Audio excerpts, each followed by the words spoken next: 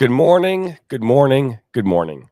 My name's Jonathan Turner. My first day of being healthier. My only second day of knowing soccer. Welcome back to Inside the Game.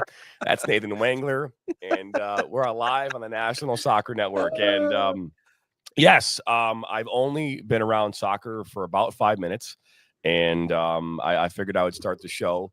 Yeah. Start the show with that. Like, hey, Yeah. I don't know anything about soccer. And yeah, I thought that would be a good way We're to learning, start the dude. show. There's no shame here, okay? We're all learning. Yeah. We're learning as we go. I think You a 442 is the type of wood that you put in your yeah, house. maybe. No, Four that by yeah, four, that's four by yeah, that's two. like a different kind of wood beam that you use to build something. That's what like Shivering Timbers at Michigan Adventures, that's what that's built out of. 422s. You almost kind of it looks like you're going to take a 422 to the head when you go down the roller coaster, but you're good. You miss all of them. It just shakes like it's about to fall over. But I believe that's what Shivering Timbers is built out of, if I'm not mistaken. 422s. Maybe, Yep. maybe. Yep. Lots to talk to about today. Lots to get into today. We obviously talked yesterday about whether or not the hiring of Pochettino, the Argentinian, who is now the head coach of the U.S. men's national team, it was the right choice. We've seen the body of work so far. I know that there's still some work to be done. The poll right now on our group, a message board on our website, is that same question right now. Do you think it was the right choice? And my argument is it was the wrong choice. I said that yesterday on the show. I'll continue to stand by that, not because I don't know anything about soccer, not because we don't have a culture of soccer in this country, which I think anyone that says that is, I'm sorry, I'm going to say it, doesn't understand soccer in this country. Clueless. Yeah, There's a exactly. tremendous culture of soccer in this country. Right. And if you don't know what I'm talking about, all you have to do is go down to your local soccer field on a Saturday night and you'll see exactly what I'm talking about. So I think that if you're coming from that, you don't know what you're talking about. And you're comparing us to the Europeans, which again is wrong. So, but we'll talk about that today as well. We have a new segment we're going to introduce here today as well, Nathan. I'll let you kind of, I guess, lead that segue. We also have this package that came in from our fans, and I'm going to open this up on the air here in a little Very bit. nice. Yeah, it came in yesterday. So we're going to start off with that. I mean, may as well go, do you have like something sharp to open it up with? There you go. Either that or my really expensive podcast mic. They should make it more expensive, JT. We'll touch on that in a little bit. Peter says, good morning, hustlers. Severe head cold is killing me. Dude, why is everyone around me dropping like freaking flies, man? Peter, you, my family members, my broadcast partner actually was sick for like felt like 2 straight weeks, lost his voice. Like everybody is just 1 by 2 dropping around me. So I feel like my time is coming. I really shouldn't. I'll knock on wood just to try and make sure that it's not. But that's the time of year, man. Everyone's just getting knocked down by whatever the heck. So happy to still have you around. Coffee Firm also says, good morning, gents. I believe that's what this package is. Maybe this weren't they? Didn't you say they were the ones that said that? Ooh. It smells good. Something tells me it's from them. It is Coffee Firm. I'm gonna need a package next, gents. All right, let's. So there's a piece of paper here. Before I show anything, let's read what this says. So first off, this is cool. Okay, so I think in order for this to have context, I got to do this. So this is called the Early Bird. It's a 12-ounce bag of coffee. All right. Oh, it smells great, by the way. Let's read this here. Okay. Jonathan, all this talk about coffee, one for you and one for Mr. Instant, which obviously is you, Mr. Nathan Wangler. Early Bird is a collaboration with Strange Matter Coffee and Lansing Common. $5.17 of every bag sold goes to Common. The club uses it for donations into the community. Wow. Hopefully Nathan can pick up a coffee maker soon. Can't watch you guys every day, but enjoy the interaction when I can. Well, that is awesome. So they bought us 2 bags of coffee. One, sir, for you, and then one for me. That is great. Their Early Bird Coffee right Thanks, there. boys. Appreciate you. Early Bird Coffee is located in Lansing, Michigan, on Saginaw Street. That's and it's whole bean or ground coffee. It's ground for drip. So there you go. Awesome. All right. Now I have a question for you, Coffee Firm. Is this a place you can go in and like get a coffee, or they just make the coffee there in Lansing? Only reason why I ask is because I'm going to be down there probably a couple of times for baseball, maybe a couple times for soccer too, but I'm definitely going to be down there for Whitecap. So is this a place, good coffee for a good cause? I agree. I love supporting local businesses too. I'm all for it. So that's a place I definitely got to try when I'm over in the state's capital, which over here I'm only an hour away. So Strange Matter Coffee, yes, coffee shop, great donuts. All right, yeah, I can't say I've ever been in, but there you go. Sugar free and carb free donuts?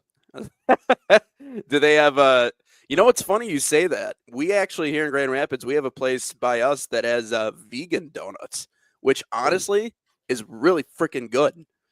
Really good. You wouldn't be able to like tell it's not a donut. I don't even know how to say that, but they actually, I think it's called Rise Bake Shop. It's on the west side. They got really good stuff, but I would go to the Strange Matter Coffee in Lansing. That looks like a good place. So for sure going to try that. Coffee Firm. This is them right here. Anytime you have a coffee shop that is using like Bunsen burners and or like metered glasses like this, measured glass, that's the real deal. That's a chemistry right there. The science of making coffee right there. That's the real deal. That's when you know they mean business, man. We appreciate that very much. Thank you. Our Keurig here in studio does have the ability for us to take coffee grounds like that and actually make our small cups, as well as we have a coffee pot. It's part of that process. So we are happy to be on board with Strange Matter Coffee. So there you go. That's pretty cool. They got vegan options too. So there you go. So I think that means no carbs for you. I don't know if that's what vegan means. Maybe not. I don't know. Vegan maybe is for more like carbs. No meat.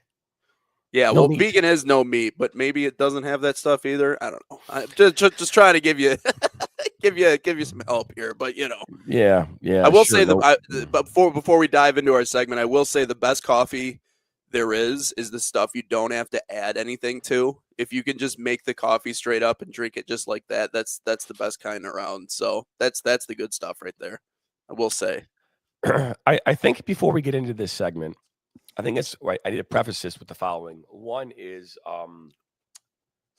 I am a United States soccer fan through and through. I've been one since my early days of watching Alexi Lalas, who grew up here in Michigan.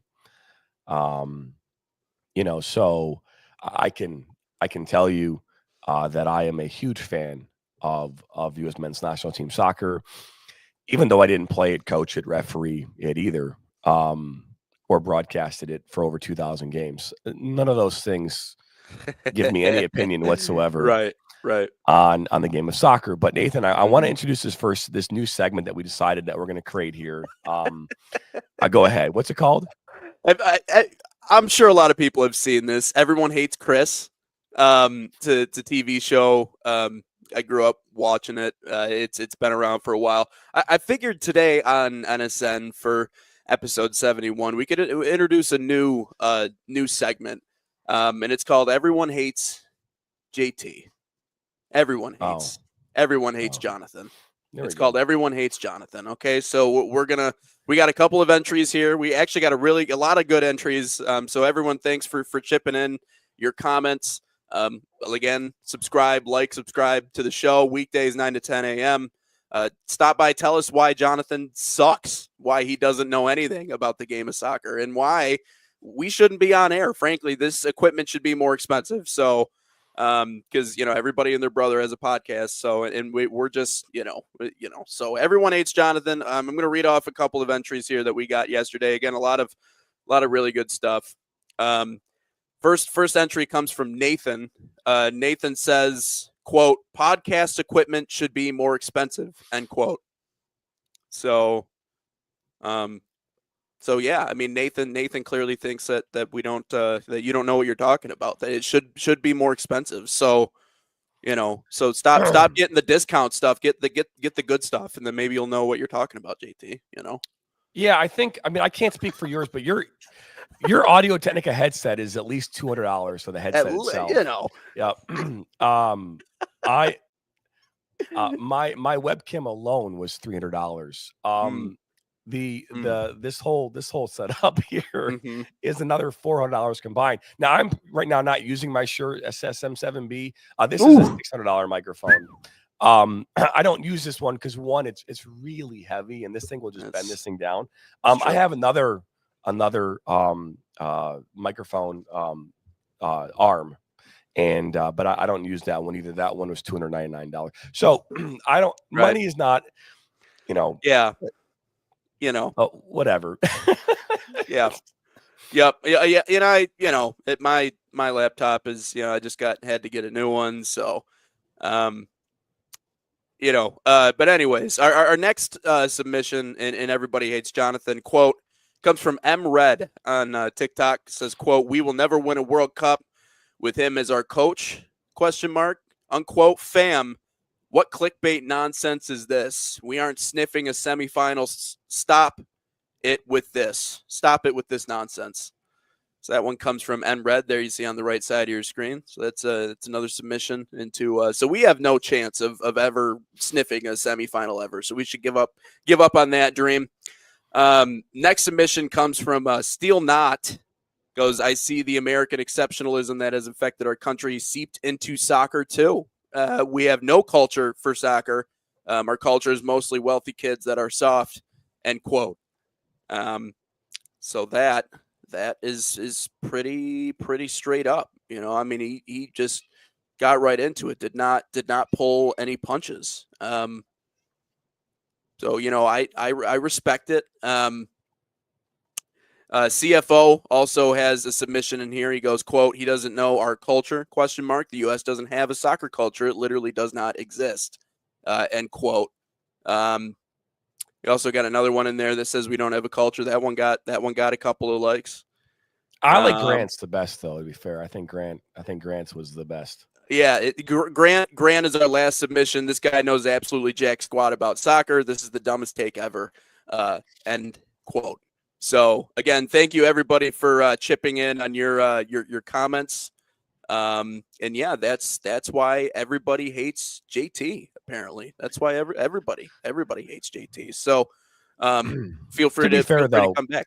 I mean, to be 100% fair, I think that it in my Not early Peter though. Yeah, in my early 20s, I mean, I would even say maybe up until I was in my late teens and early 20s.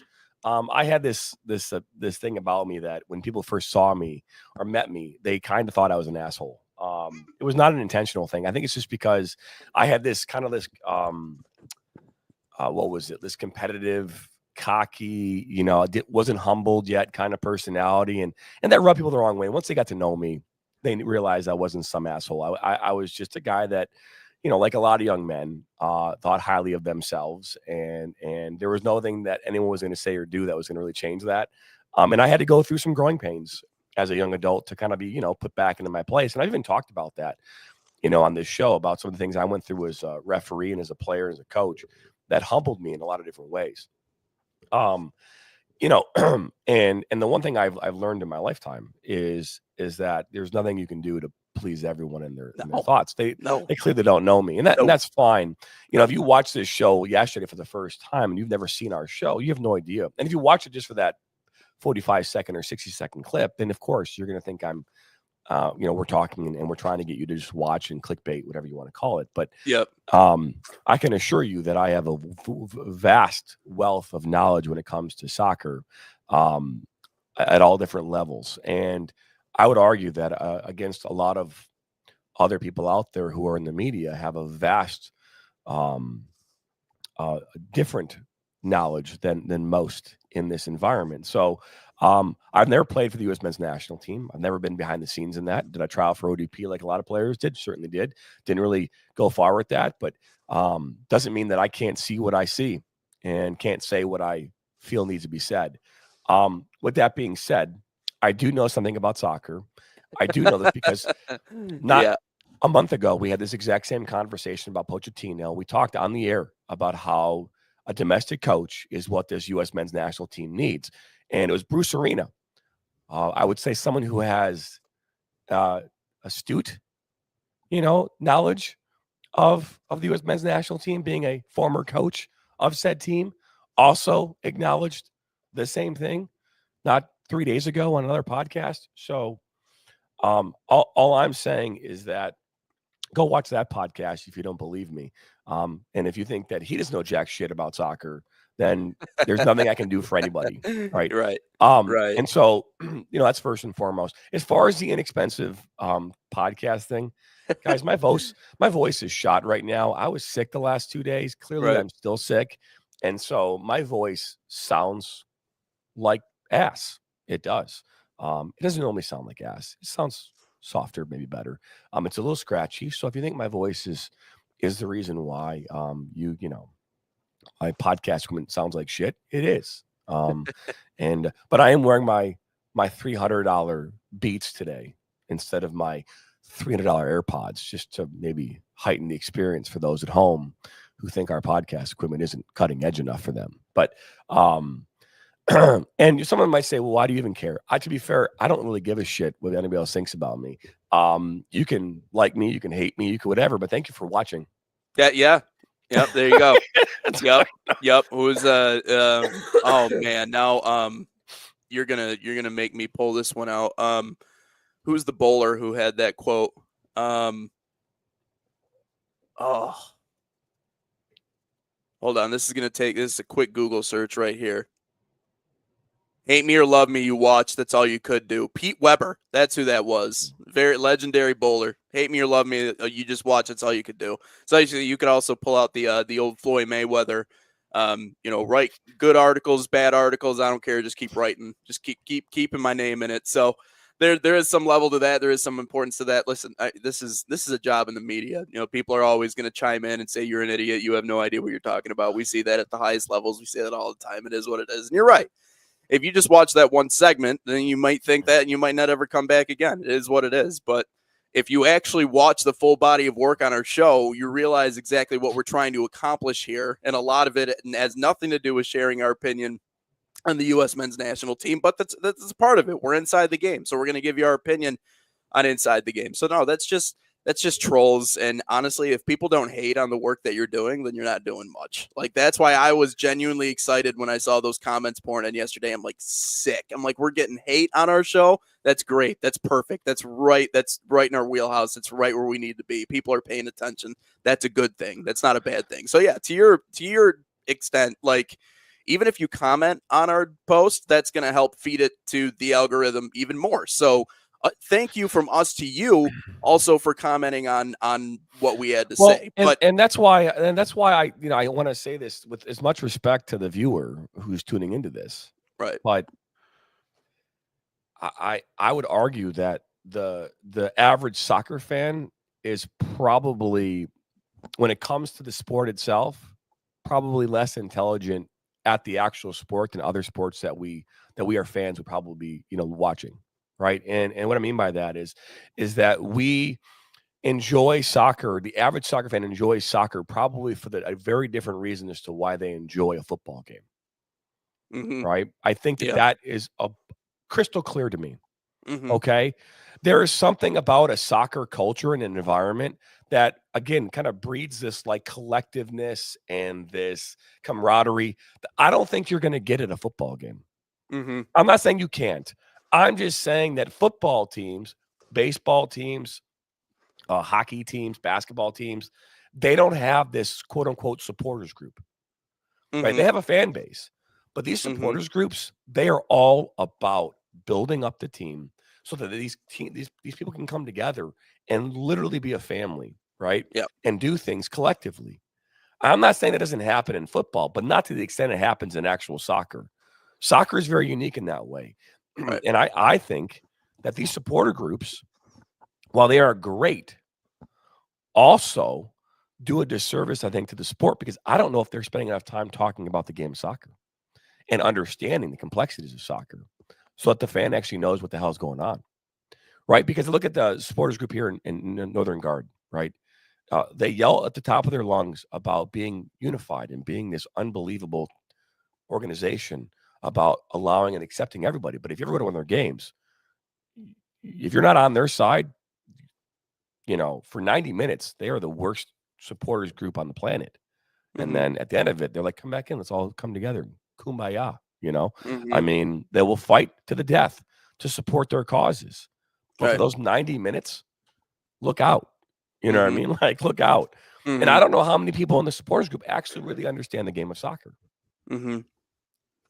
Or are willing to talk about it, or are willing to spread the conversation. This is part of what we're talking about. Like, you have to really be willing to open those conversations and open those avenues. That's what we're trying to do here. We're not trying to talk at anybody. We're not trying to prove anything to anybody. Yeah, I mean, we're talking about Mauricio Pochettino. Now, he might not be the right selection. And again, I don't think it's ridiculous to say that we should have gone with an American. Clearly, if Bruce Arena's echoing our sentiment, we're not crazy in believing what it is that we're believing. But, you're right. To the other side, like, you have to continue the conversation in spaces like these, because it's the only way we're going to get new eyes on the sport. That's it. But then the quote is, well, we don't have a culture, so he's going to bring it in. So I understand this correctly. An Argentinian is going to bring in a culture of soccer to the U.S. men's national team, and that in itself sounds insane to me. And I'm not trying to say that someone's insane. I'm just saying that doesn't make any sense to me. Explain that to me. What culture? It's a different world. Yeah. What culture is he bringing? Right. I mean, so bring it. Yeah. So again, the U.S. men's national team was built on toughness, physicality, direct play, and beating you on sheer willpower. That's what it was built on. Now, can we still do that? Probably not. But I would like to get back to some of that. Right. I would like to get back to the days where we go out there and just for 90 minutes just fight like hell and not use finesse and sexiness to try to win soccer games. Right. Great. A backheel pass is sexy, and it, everyone's like, ooh, yay, it's cheeky, great. I mean, little nutmeg and all these, what are these no looks and bicycles and scissors and you name it, whatever else you want to call it. If those things don't win you soccer games, they don't really matter. And that's the part that I talk about. We are not a European club, right? No. And our identity is that of a lot of different things. And again, winning ugly is way better than losing. But losing pretty, if there's even a thing, we do that all the time. Right. That's kind of become our calling card, hasn't it? Let's lose pretty. Yeah. Man, we outshot this team. That's what I meant yesterday. Maybe it didn't probably come off that well because I was, coming off of 102 fever in the morning. But so maybe that's my fault for maybe misspeaking yesterday. But that's what that was. Yeah. Right? When you outpossess a team, you outshoot a team, and you come away with a loss, that's a pretty loss. Yep. It's a pretty loss. Yep. We can hang our hats on those pretty losses, by the way. Let's hang our hats on those. How many of those losses have we had over the year? These pretty losses where you're like, wow, man, we look really good in that game, but we just couldn't get it over the goal line, man. Yep. Call it a pretty loss. It's a pretty loss. How many moral victories are you guys okay with having? How many? Oh, that was close. How many? Oh, that was a good play there. Oh, we almost scored. How many times are you guys going to be content with just looking back at the box score or at the stat sheet and going, hey, look at this. We possessed at over 800 touches and goals expected of below 1. Like, that's really cool, man. That's some good soccer right there. No, it's bull. It's bull is what it is. And people are getting mad because they're like, oh, you know nothing. You know what I always really enjoy? I really enjoy this about trolls and people that get upset on the internet or get upset at people in the sports media. They're going to get mad at the take that you have. That's the first thing they're going to do. They're going to get mad at the take that you have. Well, how dare you say that? How dare you, how is there another selection out there that's better than Mauricio Pochettino? Who has a better resume than he does when it comes to, he took Tottenham to a final. He developed this and developed that, and he's a great soccer mind, and he's from a country who just ended up winning, the World Cup with Messi. He's from that school in Argentina. He knows the game. And then he comes over here and did what he did in the Nations League. And that was really the first big international showing in his career as the head coach of the U.S. men's national team. Are you content with moral victories? Is that where we are with U.S. men's soccer? I mean, like I said, if that's our expectation, then I don't even get why we're talking about it.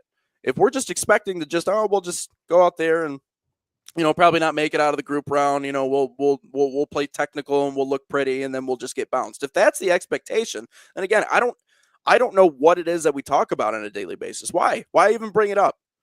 And so that to me, I find it so funny. I find it so funny that there are people who actually have the goal to, to say that, well, we've never been there. We'll never get there. Because there's evidence to the contrary. There is evidence to the contrary. I mean, we talked about 2002. We've made it further than Mexico has ever made it in the World Cup. Like I said, we were one bad play, one bad bounce away from making a semifinal in 2002. I mean, and there were some other years where we put some really good products out on the field. We just couldn't quite make it there. In 2016, we drew with Portugal, made it to the round of 16. We were close to getting one step away from another semifinal that year. Like, to say it's not possible completely throws everything out of the window. And I love people that critique or criticize, but don't offer any of their own insight, because that's just lazy. That's all it is. It's just lazy. You saw our clip. You didn't agree with what we had to say. You had your little hissy fit and then you went away. You didn't offer any sort of anything redeeming to that conversation to tell us why we're wrong, even when all the evidence that we've seen in front of us has pretty much gone to the contrary, that we are 100% right in what our assessment of not only Mauricio Pochettino's job has been so far, but what this team has produced, which is not much. And listen, we're only going off of what the people have seen inside of that clubhouse, right? I'm not just speaking from the sidelines here, right? Like, despite what people think of podcasters or people in the media, we don't just fly off the handle and say whatever. Like, there's actually a little bit of thought that goes into what we say. And my thought that goes into what we say is listening to the people who are in those situations, who are in that clubhouse. The guys like Tim Howard and Landon Donovan and Alexis Ayala and Taylor Twellman and, now Bruce Arena and what he's saying about Mauricio Pochettino, which I thought it was well said. He talked about how the international game and the club game are two different worlds, two different stratospheres, two different universes. You can't understand how we do it here if you haven't been here for the longest time. And that's what the difference is. It's like trying to put a V6 engine in a in a van that has 280,000 miles on it. Like, it's putting lipstick on a pig. Like, you can't just insert someone because, they play the same sport, so they automatically are going to know how to get the most out of this team. And I said it the other day, like, individual development. And I had a comment on that, and it's that people, believe me, it wasn't just you that people were going at yesterday. There was some people that got at me a little bit too. And there's one guy that commented, what individuals, let me see if I can find the comment here. But I talked about how we've developed good individual players. We just can't form a team at the highest level. The guy goes, Den goes, individuals, we've done great, question mark. Are you kidding? There isn't one American player that could qualify to play on any other international team. They barely made it second tier EPL. Well, first things first, I never claimed that any of the American players could play on the bigger international sides. Okay, I never claimed that. I never said that. So first of all, we're putting words in my mouth if we want to go there. Second off, if you're going to claim that they're not quite as good as some of the other international products, again, never claim that. But compare that to where we were 2 decades ago. Compare that to where we were 3 decades ago. You're going to tell me that we don't have players that have been developed better, that are a little bit faster, probably a little bit stronger, a little bit more technically sound? I would argue we have. I would argue we have developed a lot of great players, but we don't know how to form a team at the highest level. Because again, the question remains, does it really matter all that much to these guys? And that has been the center focus after that loss to Panama, after that loss to Canada, geez, I keep doing that every day, Canada. That has been the overwhelming consensus. That has been the feeling in the clubhouse. I'm not saying anything that's out of the ordinary. I'm just repeating what it is that I'm hearing in a lot of cases, which is exactly that. And you don't understand how to get the most out of an American group if you haven't been here. It's pretty easy to understand exactly what it is that I'm saying. It's a different world. It's a completely different world. And there is something to be said about getting too cute. U.S. soccer has gotten far too cute, and it's resulted in what we've seen. Seems a little angry over here, Nathan. Seem like change the segment to everybody hates Nathan. But all you have to do is go look at stats. All right, the stats don't lie. The details, it's all in the details. All right, we can talk about it all day long. If I look just at the Canada game, for example, this game obviously back on March 23rd. Okay, we lost that game 2-1. All right, possession. All right, 59.5% to Canada's 40.5%. Total shots, 9 for Canada, 5 for the USA. Right. So here's a team that did not have the possession, but they had almost twice as many shots as we did. Right. And they scored 2 goals. We scored 1. Right. If that doesn't tell you what I'm talking about, that's great. That's a pretty loss. Right. Yeah. If we look at Panama, we lose that game 1-0. We outpossessed them again. That game coming in the death. That goal coming in the death. Cecilia Waterman scores in the 90th +4. What did he do? He went and stood on the stage next to who? Clint Dempsey. Yeah. Yep. Right. Yep. And you talk about how much of an embarrassment that was. And that should be like a poster that should be in the locker room. Hang it up. For the U.S. men's net. Yeah, hang it up. Our win against Jamaica, 67% of the possession, right? This other one we had, Mexico, lost to Mexico. We outpossessed them 53% of the time. Mexico had 17 shots to our 5. Okay. And the reason why I keep talking about this is because somewhere in U.S. soccer, someone was like, we need to possess the ball. We need to possess the ball. Possession leads to more opportunities. Well, clearly it doesn't. It does if you do something with it. That's what the coffee firm says down here. Possession doesn't mean crap. Possession with purpose. Mexico's like, sure, keep the ball. Run around with it. When we take it, we'll just take it down your throat. Counterattack the shit out of you. Yep. That's all that is. Yep. Doesn't mean shit. And that's what I keep saying. We are not a possession-based nation. Yeah. That is not our style of soccer. Yeah, we can't afford. We are not a team. No, because you know what that does? It's like, fine. Okay, well, teams like Argentina and Mexico, they'll play around the ball in your back line. Who cares? Yeah. We'll just wait until you make a mistake, because you will. Mm-hmm. And then when you make a mistake, we'll go ahead and we'll counter you and we'll score. Mm-hmm. That's how that works.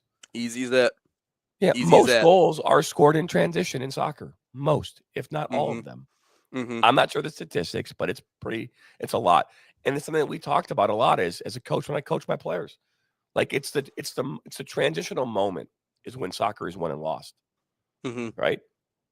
And that's the thing.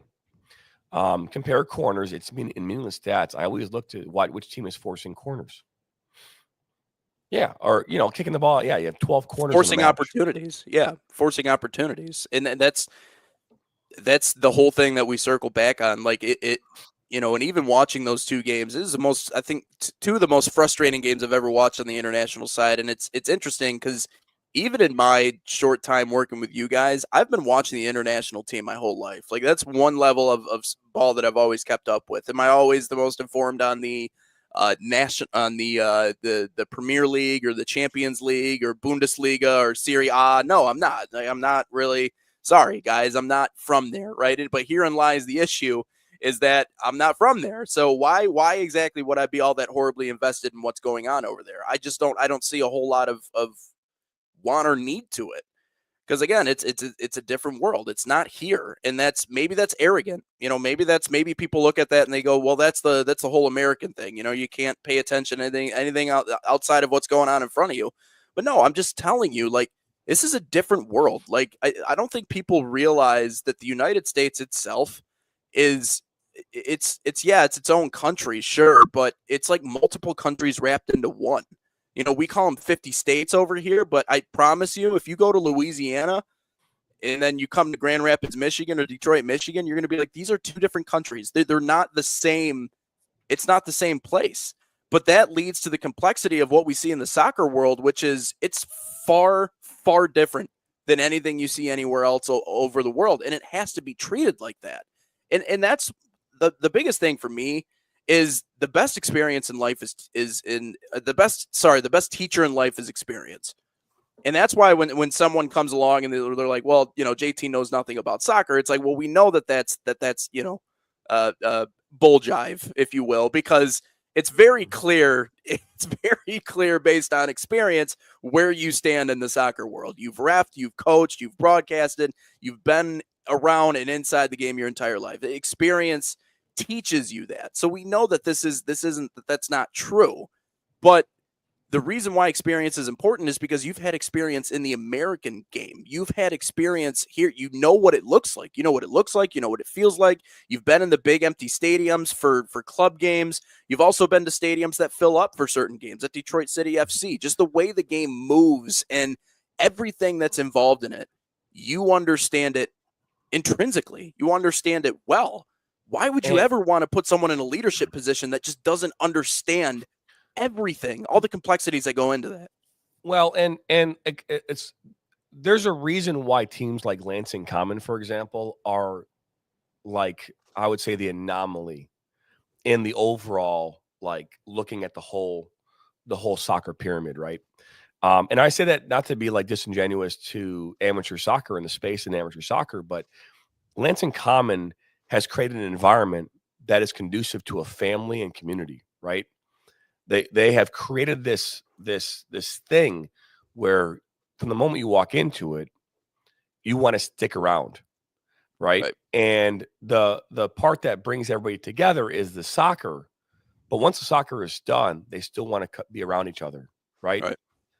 That is the culture that we're talking about, right? The soccer is just a vehicle. Right? It's just the vehicle. Yep. Right? So the vehicle happened. I mean, let's be honest. I mean, they haven't played soccer since last year, July. Right? So they just start playing again here in the next week or so. Maybe they already started playing, but their games start to pick up here. Soccer is the vehicle. Right? And for a lot of teams, they've created the vehicle, but they haven't created the road in which the vehicle will be on. That allows everyone to want to be on that road, in that vehicle. When it's pulled over off the side, soccer's not happening anymore, right? Right. I mean, like, so show me your license and registration, please. Detroit City was able to pull that off. They created this vehicle, but then this environment. Now, whether you like what the Northern Guard stands for or not, they have, 3,000 members or something like that. It's a crazy number, right? And they have their own section. You can't even just buy tickets to the game. You have to be a member to be in that or to be in there. So, again, I said they're an anomaly because for every Lansing Common, there's 12 or 15 teams all trying to find that same thing. Right. Maybe it's 20 teams.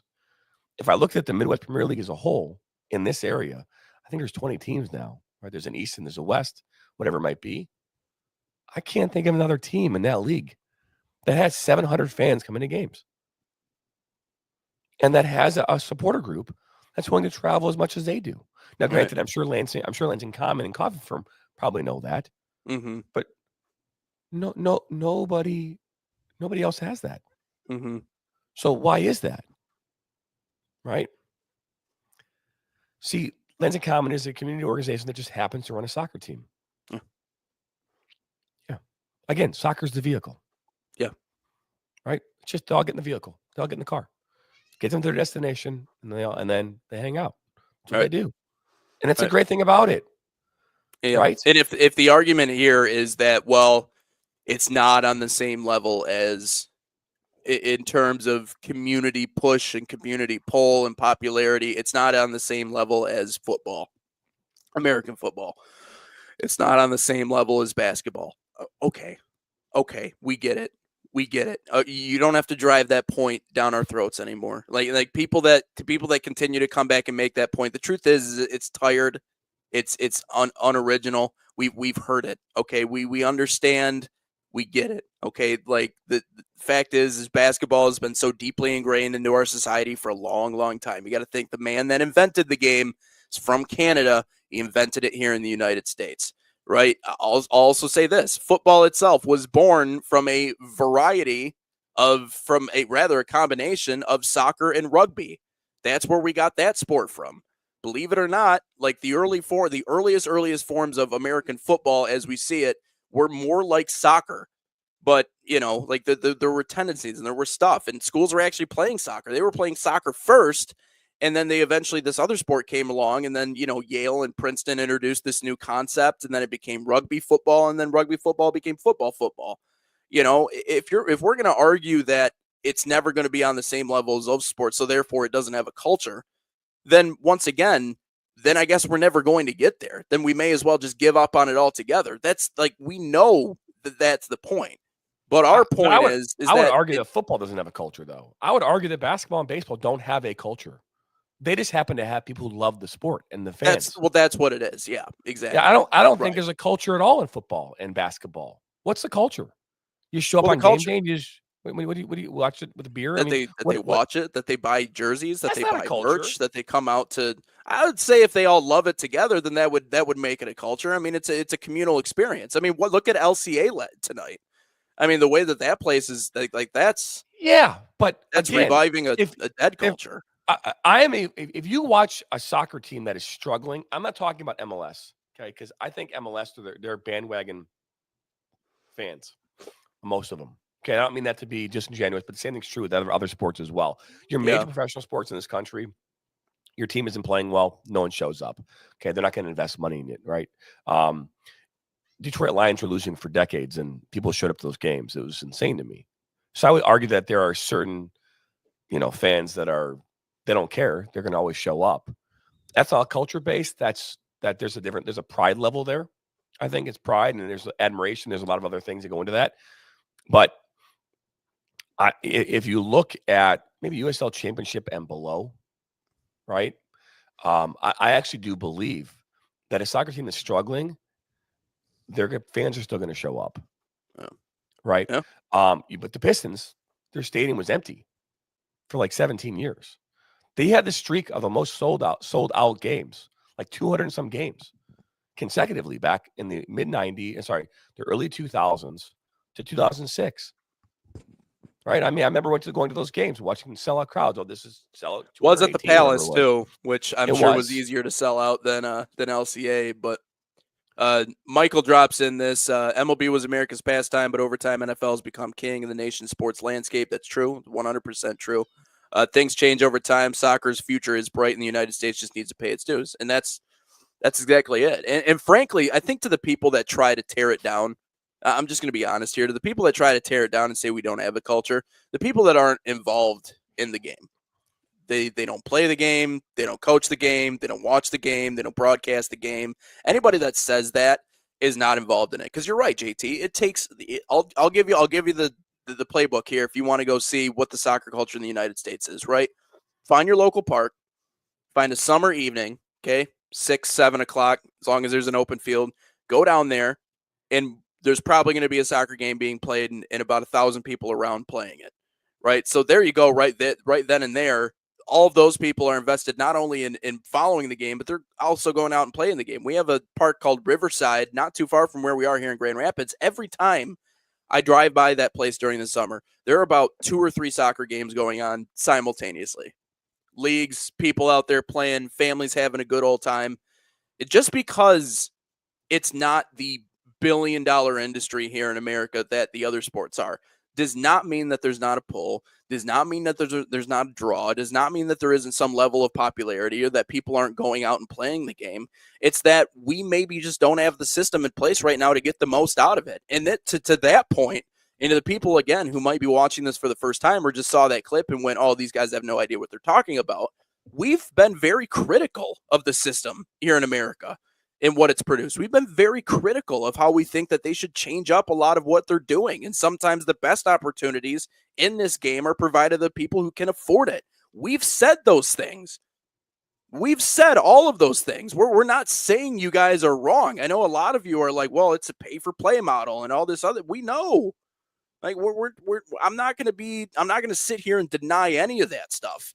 Right. But if that means that we can't have any sort of high expectations for this team, then what are we doing here? I know you can't compare the women's and men's games. I get it. And that was something Dean Linke was very, very outspoken about, at least when we talked to him, because it's just two different worlds, much like going from international to domestic here in the United States to go from men's to women's. I mean, that simple little switch is completely different worlds too. But if we're seeing them go out in World Cups and make an impact, well, I realize the men's game is a lot further along, and it has been, and there are, again, extenuating circumstances for that. But the expectation should be to put the best product out on the field.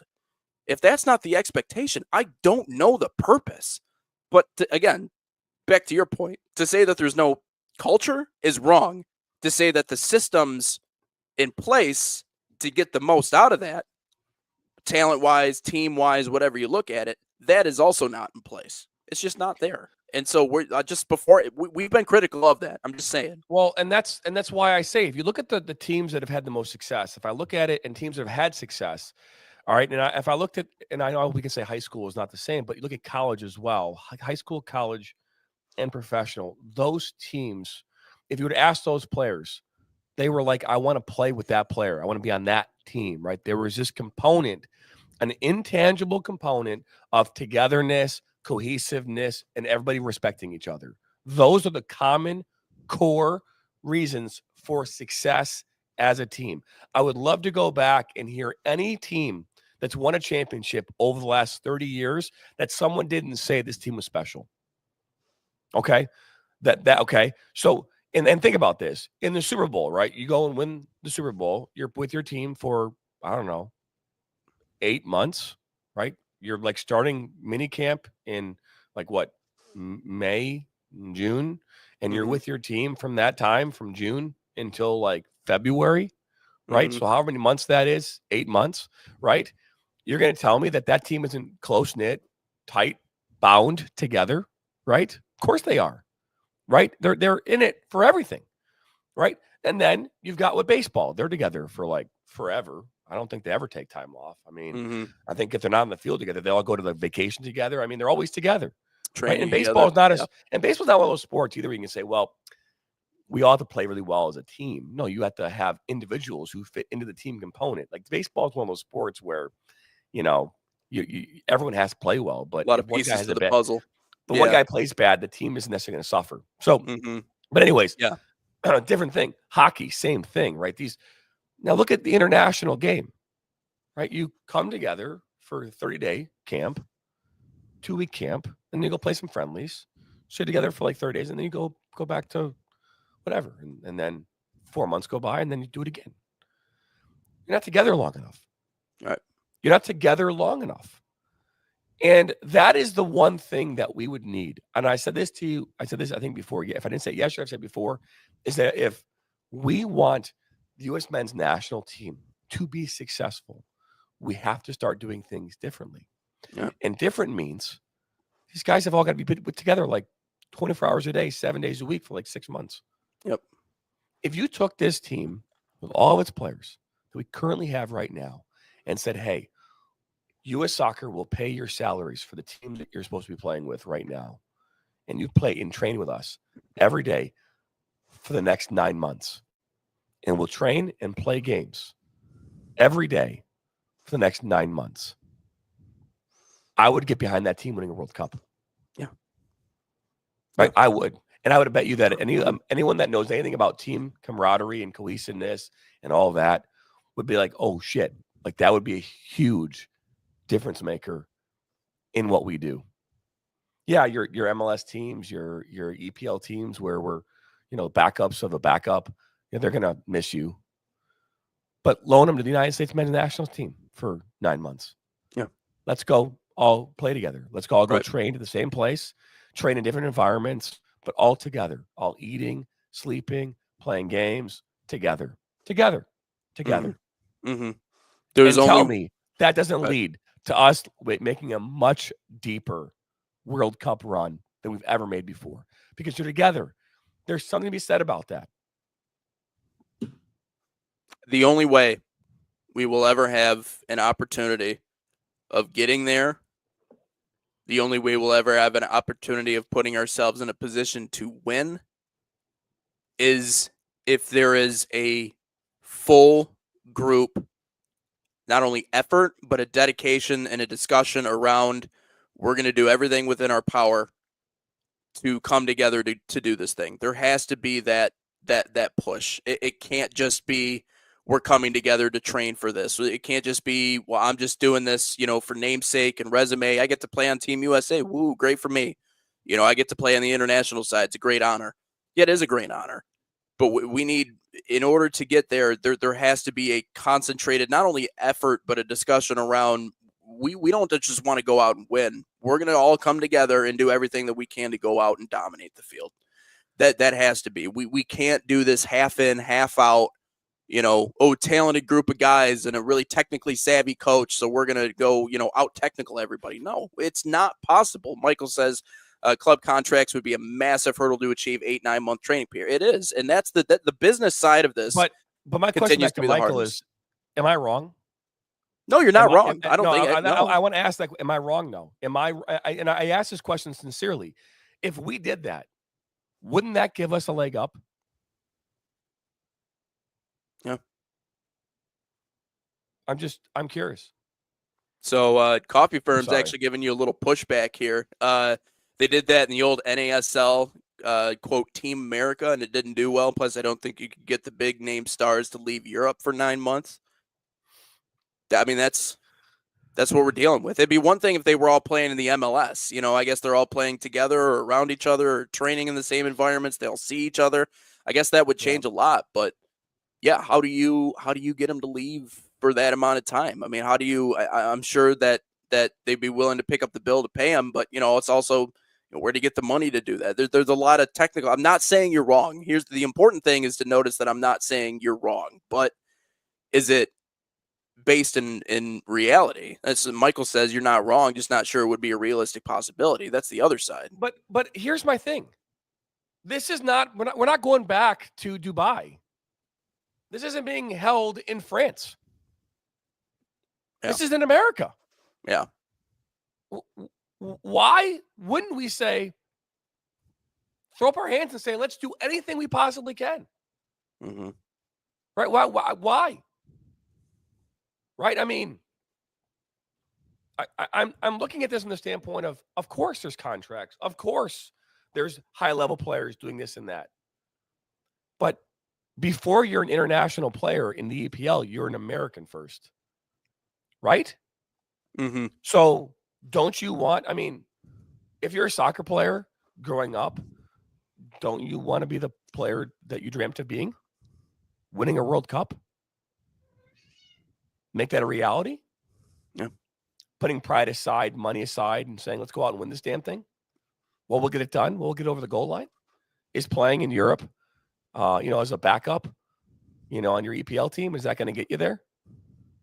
Oh my God, playing at a high level. It's not working, people. Yes, these 6-7 players that play across the pond. It's not working. It's not working. Great. Congratulations. You're playing on some of the best teams in the world. Hasn't done shit for us. Pochettino, in his 14 games right now, 14 games, he is 8-6. Okay? 8-6. 8-6. And the teams he's played against, Panama, Mexico, Jamaica, Panama, Canada. I can go on. It's not like he's playing against like the best teams in the world. CONCACAF opponents can't come out of those with 10 wins. Yep. Not even a draw. He's got no draws. Yep. Yeah. And Peter says definition of insanity is doing the same thing, expecting a different result. And let me put it this way, right? We don't have to tiptoe around this. CONCACAF in a lot of ways is set up for American success. Okay, can we stop with this? There's other good competition everywhere and everyone's getting better. Can we stop with that nonsense? Canada, that's your standard? We got to figure out a way to beat Canada now. Canada? Canada? It's like playoffs? Canada? Playoffs? Canada? Seriously? Okay, we're gonna hang our hats on a nice little win over Costa Rica. We can't get past Panama. What are we talking about here? If we can't, like I said, CONCACAF in more ways than one is set up for American success.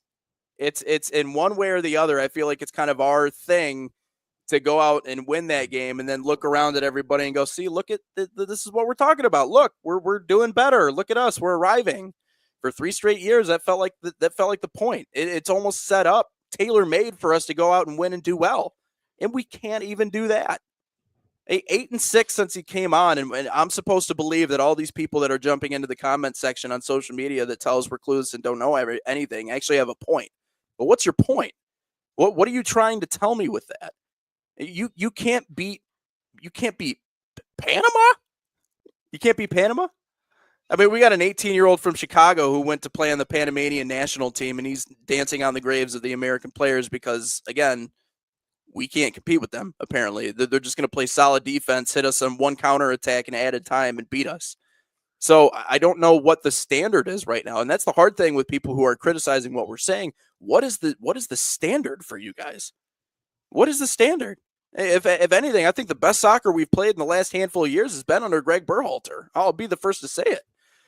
Michael Lathrop also says, is USSF willing to activate buyout clauses? Are players willing to breach contracts? I think the second part of that question is the part that we're talking about here, that I don't know if they would be. I mean, in an ideal world, and I said this on the podcast yesterday, like, you got to imagine, to everyone realizing right now, we're trying to paint, it's almost like a close your eyes type situation. We're trying to paint an ideal world. We're trying to paint an ideal world where the international game means as much to the players playing as it does to the fans like JT and myself, who have been fighting what seems like every day to try and get this game to a point in the United States where not only is it growing in popularity, but maybe it's not a laughingstock to some people anymore.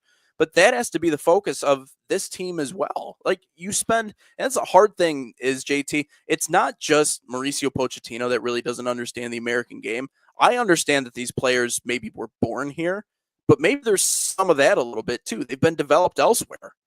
They weren't maybe developed here. They haven't been around the game in the United States for a while because they've been playing professionally elsewhere. Maybe there's a little sense of that. That there's a sense of maybe even the players themselves don't really truly understand it. And so how do you break down someone who's already on that international level? I said it earlier, right? With college, sometimes 5 stars get you beat. All stars can get you beat too. Because if they're not, again, buy-in is extremely important, but you're trying to get that from guys who aren't necessarily here all the time. How do you do that? It's a really, really hard thing to do, but I would just ask anybody that's listening to the show, what are your expectations? What's your ceiling? Right? Because if your ceiling is that we're never going to get there and we're never going to be there, then again, what's the point of even talking about it in the first place? You're asking that question, and while I think it's a great question to ask, it's coming from a place of not truly understanding how this works. And that to be fair is a big problem. Football is easy to understand from a developmental standpoint. You start off at middle, peewee, maybe middle school team, high school team, college, NFL. That's it. Right now there's a UFL, whatever, and whatever. But that to be fair, you don't have a lot of. That's it. That's just the hierarchy of it. I mean, think about soccer in this country, the hierarchy of soccer. You rec, then you've got AYSO, which is another variation of rec, and then you've got club soccer. Okay, then not just club soccer. Then you've got ECNL, you've got National League, you've got NAL, MLS Next, blah blah blah. I mean, all blah, you just blurb it out. Then you've got high school. high school soccer, right? Then you got college soccer, but you don't just have college soccer. You've got NAIA, you've got Division III, Division II, Division I, right? Then you get out of there. Then you've got amateur, but you've got like 75 different versions of amateur soccer. Then you throw in there, you've got a bunch of professional levels, right? You've got NISA, USL Championship, USL League One, MLS. I mean, you've got like 50 different options, right? It is such a fragmented world. And where do you find these players? How do you identify these players? There's so many nuances to this that asking that fan to understand this is like trying to find a needle in a haystack. Yeah. Right. It just isn't going to work. And the average fan does not understand because they're so, oh my God, Pro Rel. Yeah, right. Pro Rel, yes. Right. That'll change everything. Oh my God, the whole world it's a new world, and I don't want to be like disingenuous to the fan, but most fans don't know enough. They don't know how this works. They don't know what's happening at the club level where coaches are literally having to take two teams and pull them together to make one team because players are looking to go bail and go someplace else. Mm-hmm. They don't know that. Right. They don't know that certain UPSL teams, in order just to field the team, are paying players to play. Mm-hmm. And that is a huge market for betting right now at the amateur levels. Huge market. Mm-hmm. They don't know that. Mm-hmm. They don't know the inner workings of what's going on in these worlds. And not that they should, but to sit here and say, well, what do youth want, fans? What is your expectations, fans? Yeah. Expectations is this, and this is, I'll tell you what they should be, is every time a team steps on the field, every time, there should be no doubt in your mind that they give a fuck. There should be no doubt. If there's a doubt in your mind, it's not meeting expectations. Yeah. Period. Yeah. Period. And you know what? How I know that? Because we covered these national finals in the USL Academy and teams going on and winning, and they win the championship. And what would you expect out of a team who wins a championship? Running around like, oh my God, high-fiving and like, hugging and holy crap, we just won. No, they're like, oh yeah, we got it, cool. That's how you know when people give a shit. I mean, I can tell you that right now, they didn't give a shit. Yeah. They don't give a shit. So at that level, if you're teaching a kid who's playing in a championship, if they're not excited that they won it, that's a problem. Yeah. It's a scatter pyramid here, so it needs to clean it up. And yep, I agree. Yeah, I'll give that one to you. I agree, Michael. We are here for that games. It's true.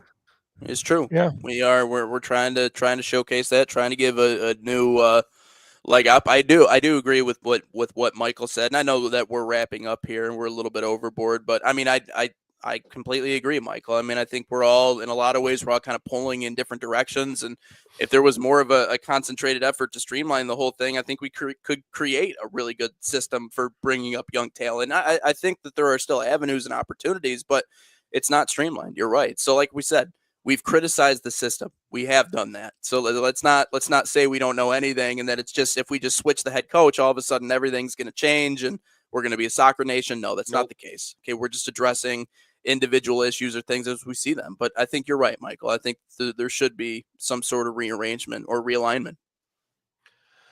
Yeah, to be fair, by the time they're professionals, it's probably too late, right? By the time they're at that level, it's probably in most cases too late. The development for U.S. men's national team has to happen in a much different level and in a different space. And identifying players early on in the process is going to change everything. Mm-hmm. And that's why you need to hire like 50 scouts. Right. So you need to hire like 50 scouts. Right. One for each state. They're full-time employees of U.S. Soccer. And their sole job is to go find talent that can be selected for the U.S. men's national team. Period. Right. And get them into these camps as often and as early as you possibly can. That will wrap up number 71 here today. Hopefully my voice will be back to normal tomorrow. I promise you it is not how expensive or lack of expensiveness of the microphone. That's not why my voice sounds like this. I just want to point that out. But we appreciate it nonetheless. Subscribe, like us, share this with your friends and family. Again, starting next week, you will only be able to find us on Roku TV and on YouTube. We will not be on Facebook. That announcement will be made here tomorrow as well. But you will not find us on Twitter or Facebook, only on YouTube and only on Roku. So you're going to have to watch us someplace else. And the reason why is we wanted to be able to kind of build this audience, but we want you to come and watch us on YouTube. And hopefully you will do that. Thank you to the coffee firm and Strange Matters Coffee. Again, thanks, awesome, boys. awesome. Some good stuff, man. Some good stuff. I'll get you going. You want to send us more gear? Our address, 14901 23 Mile Road, Shelby Oh, Township, no. 48315. No, don't do that. You're not supposed to read your address out. Oh, no. Yeah. It's like on our website. So 14901 okay. 23 Mile Road. Right. Okay. So all you weirdos out there, now you know. Send us. We'll take it. We want more scarves. We want more everything. There you go. Just don't send us anything that's bad. Okay, yeah, please. Because I know we went off the rails here today. But either way, we appreciate you. And we'll be back here tomorrow morning, same time, same place on Inside the Game.